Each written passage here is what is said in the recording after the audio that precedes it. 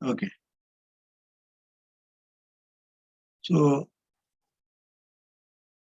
microprocessor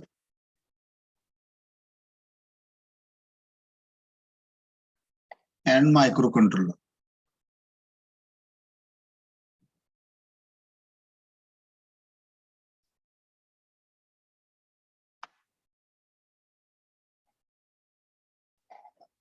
We want to compare this. Comparison.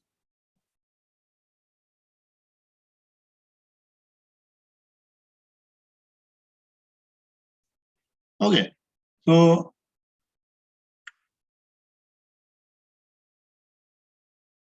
both are programmable devices, no doubt. Both are programmable devices. That is the first similarity.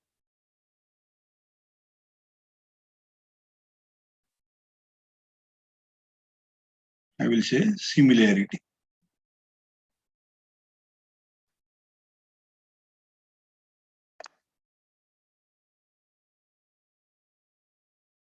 Both are used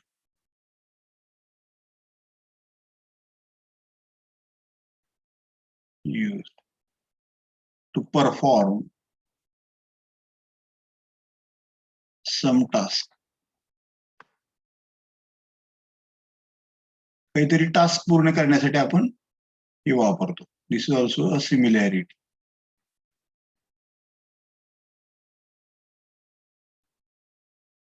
Both are used to perform some task. काहीतरी काम करण्यासाठी आपण त्यांचा वापर करतो. बरोबर आहे? Number 3.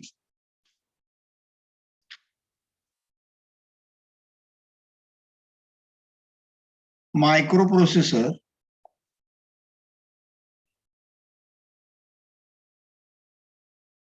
is a general purpose device.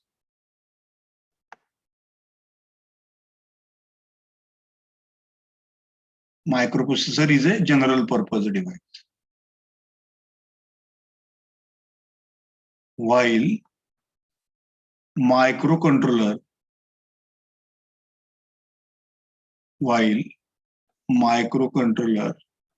is a specific purpose device. Is a specific purpose device. याचा अर्थ काय? Microprocessor is a general purpose device, while microcontroller is a special or specific purpose device. The meaning of this is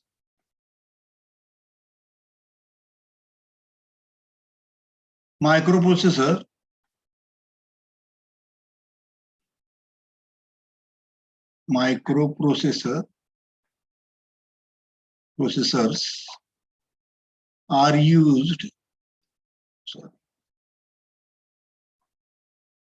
are used in general purpose systems.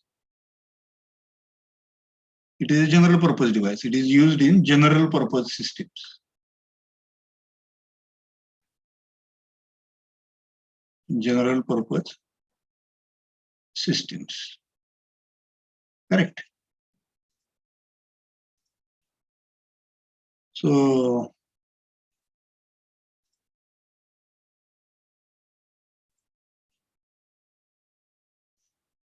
general purpose systems means example computer system. Example computer system. Computer system is a general purpose system. What do you mean by general purpose?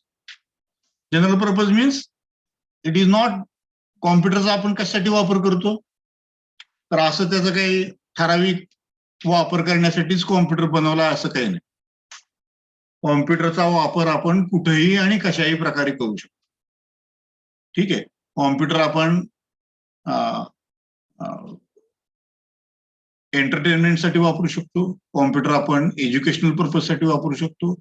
Computer आपण banking पर्पजसाठी वापरू शकतो. Computer आपण E कॉमर्ससाठी वापरू शकतो. Computer आपण satellite लॉन्चिंगसाठी पण वापरू शकतो. कॉम्प्युटर आपण न्यूक्लिअर रिॲक्टरसाठी पण वापरू शकतो. करेक्ट. कॉम्प्युटर कशासाठी बनवला असं जर विचारलं तर याचा उत्तर काही असं स्पेसिफिक नाहीये. जिथं तुम्हाला वापरायचं आहे तिथं तुम्ही कॉम्प्युटर वापरू शकता. ठीक आहे, म्हणजे तो असा एका ठराविक गोष्टीसाठी बनवला गेलेला नाहीये. अशा सिस्टीम्सला आपण जनरल पर्पज सिस्टीम, जनरल कुठल्याही गोष्टीसाठी तुम्ही त्याचा वापर करू शकता. ठीक आहे, उद्या वाटलं मला याच्यावर गेम्स खेळाव्या तर मी गेम्स खेळण्यासाठी कॉम्प्युटर वापरू शकतो. मला जर वाटलं व्हिडिओ बघावा, व्हिडिओ बघू शकतो मी. ठीक आहे, म्हणजे कशासाठी, स्कॅनिंगसाठी. आता हाताचं स्कॅनिंग, डोळ्याचं रेटिना स्कॅन याच्यासाठी पण कॉम्प्युटर वापरला जातो. बायोमेट्री म्हणतो आपण, बायोमेट्री पर्पजसाठी सुद्धा कॉम्प्युटर वापरला जातो. ठीक आहे, तुम्ही ऍप्लिकेशन ठरवा कुठलं करायचं, कुठलं ऍप्लिकेशन वापरायचं, त्यानुसार तुम्ही प्रोग्राम लिहा आणि कॉम्प्युटरकडनं काम करून घ्या. याच्यामध्ये जे स्किल आहे ते सगळं प्रोग्रामिंगचं स्किल आहे. ठीक आहे, फक्त इलेक्ट्रॉनिक्सची मुलं जे शिकतात ते प्रोग्रॅमिंग आणि कॉम्प्युटरचे शिकणारी मुलं जे आहेत त्यांचं प्रोग्रॅमिंग, यांच्यामध्ये मात्र फरक आहे. या दोन्ही प्रोग्रॅमिंगच शिकतात. कॉम्प्युटरवाले सुद्धा प्रोग्रॅमिंगच शिकतात, इलेक्ट्रॉनिक्सवाले सुद्धा प्रोग्रॅमिंगच शिकतात, परंतु दोघांच्या प्रोग्रॅममध्ये बेसिकली बराच डिफरन्स आहे. तुम्ही म्हणताल काय डिफरन्स आहे? दोन्ही प्रोग्रॅमिंगच आहे. दोन्ही जरी प्रोग्रॅमिंग असले तरी सुद्धा कॉम्प्युटरच्या मुलांना हार्डवेअर बद्दल, ठीक आहे, त्यांना जर मी कॅमेरा आणून दिला आणि हा कॅमेरा इंटरफेस करा म्हटलं, कॉम्प्युटरला जोडून दाखवा, तर त्यांना ते जोडता येत नाही, तर त्याचं इंटरफेस सर्किट तयार करता येत नाही. तेच जर मी इलेक्ट्रॉनिकच्या मुलाला सांगितलं की तू मला हा कॅमेरा इंटरफेस करून दे कॉम्प्युटरला, तर तो बरोबर इंटरफेस करून देईल. त्यासाठी लागणारं जे छोटंसं सर्किट असेल तो स्वतः बनवल. एका बाजूला कॅमेरा लावल, दुसऱ्या बाजूला कॉम्प्युटर लावल, ह्याला म्हणायचं मध्ये इंटरफेस. ठीक आहे, ज्या ठिकाणी आपण कॅमेरा डायरेक्टली कॉम्प्युटरला लावू शकत नाही तिथं मध्ये इंटरफेस कार्ड येते मध्ये. ते इंटरफेस कार्ड म्हणजे काय? दोघाला कम्युनिकेट करते, म्हणजे दोघाला अडॅप्ट करून घेतं. ठीक आहे, इकडच्या बाजूने तुम्ही कॅमेरा लावू शकता, दुसऱ्या बाजूने तुम्ही कॉम्प्युटर लावू शकता.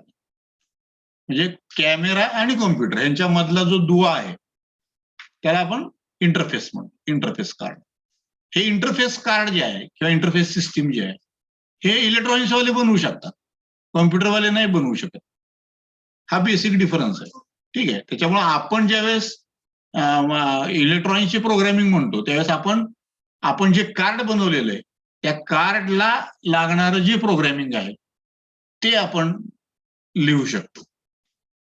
ठीक आहे, परंतु कॉम्प्युटरवाले जे प्रोग्रॅमिंग करतील ते कॅमेऱ्याला लागणारं प्रोग्रॅमिंग करतील, कार्डला नाही. म्हणजे मधला जो दुवा आहे, कार्ड हा दुवा आहे कॅमेरा आणि आपल्या कॉम्प्युटर मधला, त्याचं प्रोग्रॅमिंग कॉम्प्युटरवाले करू शकत नाही. आपण तर कॅमेराचं प्रोग्रॅमिंग करणारच, नो डाऊट, प्लस कार्डला लागणारं जे प्रोग्रॅमिंग आहे त्याचे ऍड्रेसेस वगैरे सगळ्या गोष्टी ह्या सुद्धा आपण करू शकतो. ठीक आहे, तर याचा अर्थ इलेक्ट्रॉनिक्सची मुलं जे प्रोग्रॅमिंग शिकतात ते खूप डीप लेवलचं प्रोग्रॅमिंग आहे, कोर लेवलचं आहे. अगदी आपण त्याच्या मुळाशी जातो, त्या सिस्टीमच्या अगदी मुळाशी जातो. ठीक आहे, रूट लेवलला जातो आपण. तर आपलं जे प्रोग्रॅमिंग आहे ते वरवर नाहीये, सरफेस लेवल प्रोग्रॅमिंग नाहीये. आपलं जे आहे ते डीप लेवल प्रोग्रॅमिंग आहे. ठीक आहे, कम्प्युटरवाले जे शिकतात ते सरफेस लेवल प्रोग्रॅमिंग असतं आणि आपण जे शिकतो ते डीप लेवल प्रोग्रॅमिंग असतं. हा दोन्हीमध्ये बेसिक डिफरन्स. ठीक आहे,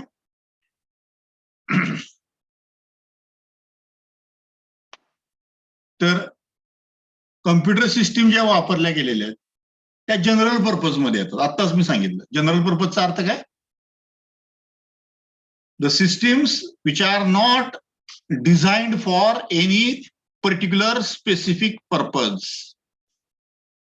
The systems which are not designed for any particular specific purpose, they are called as general purpose systems. You can use these systems for any work, for any type of work. Computer system is an example of a general purpose system. Correct? And you can use the computer for any purpose, not a single purpose. It is used for multi-purpose. So a multi-purpose system, we call it as a general purpose system or general system. So microprocessors are used in general purpose systems. Correct? Then you may say, what is microcontroller? Microcontrollers are used in specific purpose.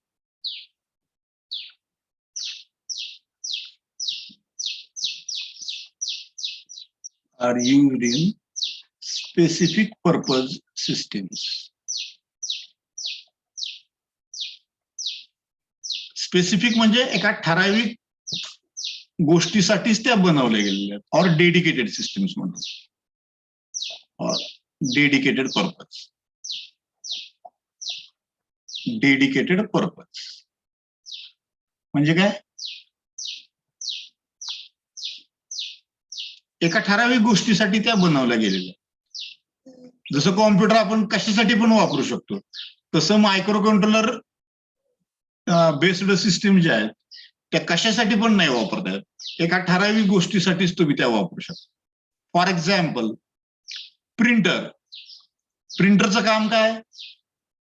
तुम्ही सांगितलेला data कागदावर print करून द्यायचा. काम ठरलेलं आहे प्रिंटरचं, तुम्ही त्याचं काम बदलू शकत नाही. तुम्ही जर म्हटला प्रिंटर मला स्क्रीन काय दुसऱ्या काय कुठल्या गोष्टीसाठी वापरायचा, तर तुम्हाला वापरता येईल का? तसं नाही वापरता येणार, कारण त्याचं काम ठरलेलं आहे. प्रिंटरचं काम ठरलेलं आहे. तुम्ही दिलेला जो काय हे असेल डेटा असेल तो त्यानं प्रिंट करून द्यायचा पानावर, पेजवर. हे त्याचं काम आहे, हे काम ठरलेलं आहे त्याचं. याच्याशिवाय याच्या व्यतिरिक्त तुम्ही दुसरं कुठलंही काम त्याला देऊ शकत नाही. याला म्हणायचं स्पेसिफिक पर्पज सिस्टम्स और dedicated purpose systems. Okay, they are designed for a particular task. They are designed to complete a particular task. एका ठराविक एक किंवा दोन अशा 2-3 गोष्टीसाठीच ते बनवलं गेलेले. ओके. टेलिफोन.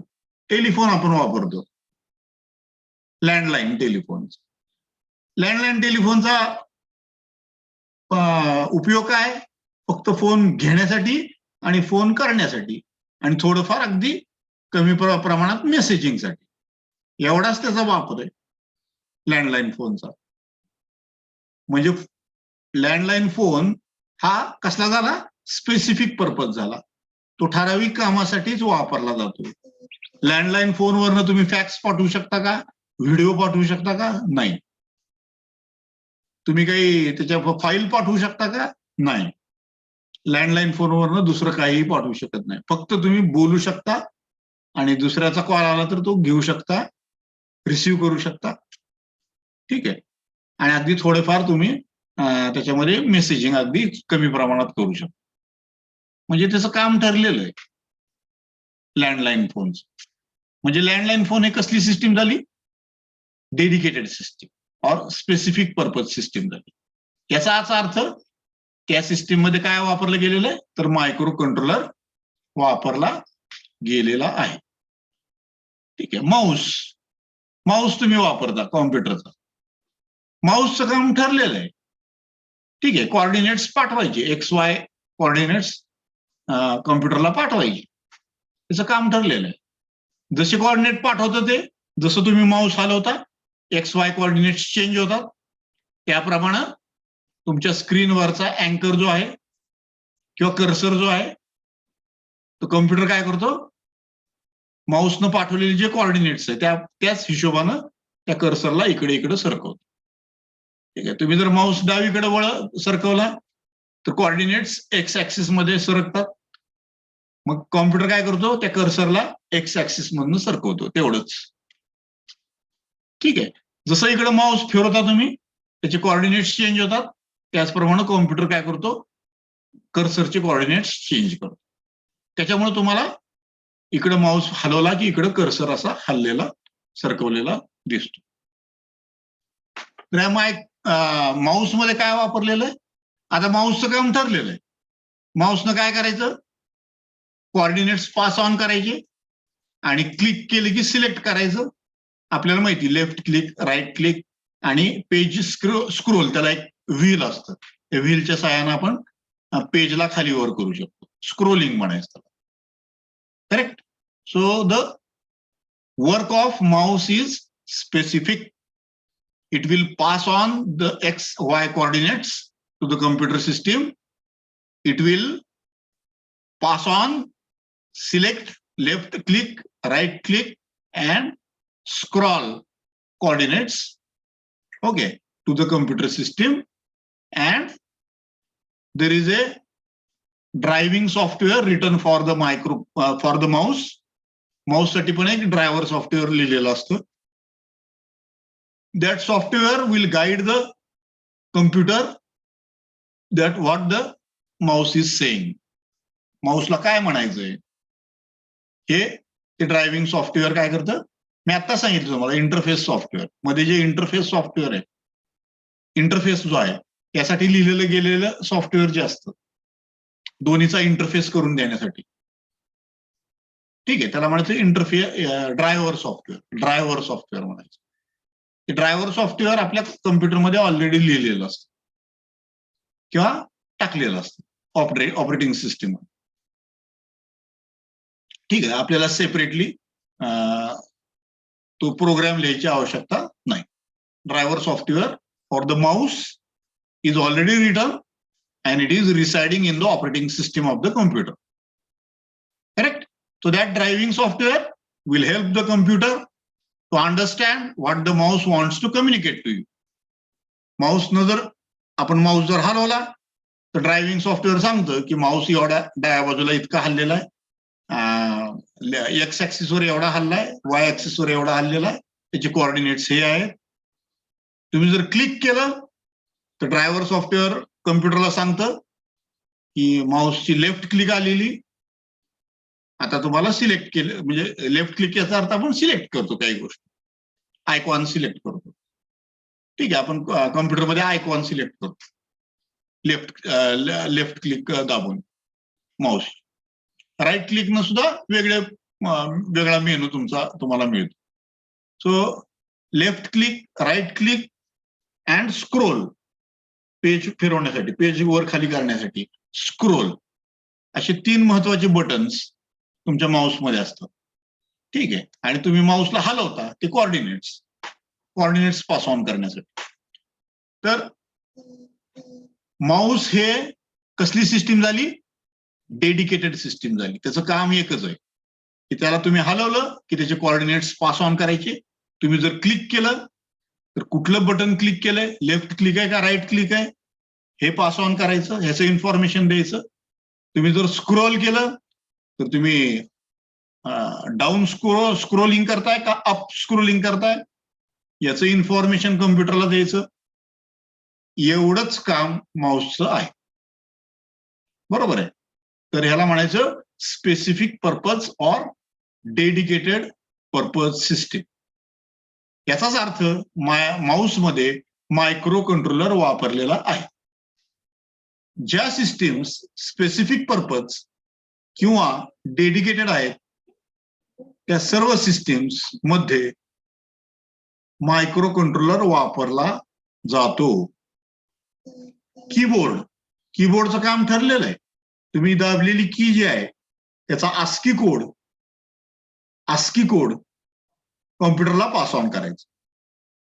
जसं मी सांगितलं, माऊससाठी ड्रायव्हर मध्ये इंटरफेसिंग आहे आणि त्या इंटरफेसिंगच्या थ्रू तुम्ही कॉम्प्युटरला जोडलेलं असतं.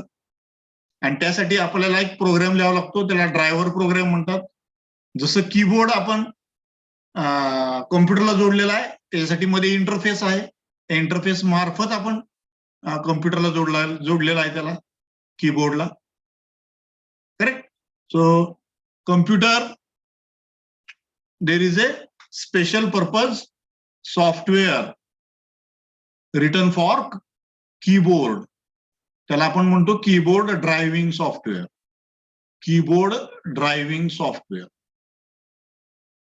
ठीक आहे. जे जे तुम्ही जोडता कॉम्प्युटरला, प्रिंटर जोडला, प्रिंटरचं ड्रायव्हर सॉफ्टवेअर. माऊस जोडला, माऊस ड्रायव्हर सॉफ्टवेअर. कीबोर्ड जोडला, keyboard driver software. Pen drive जोडला, pen drive driving software, driver software. तुम्ही जे काही कॉम्प्युटरला जोडताल ते सगळे त्याचे प्रत्येकाचे ड्रायव्हर सॉफ्टवेअर तुम्हाला कॉम्प्युटरमध्ये इन्स्टॉल करून घ्यावे लागतील. त्याच्याशिवाय तो डिव्हाइस तुम्ही वापरू शकणार नाही. ठीक आहे. तर कॉम्प्युटरला आपण वेगवेगळे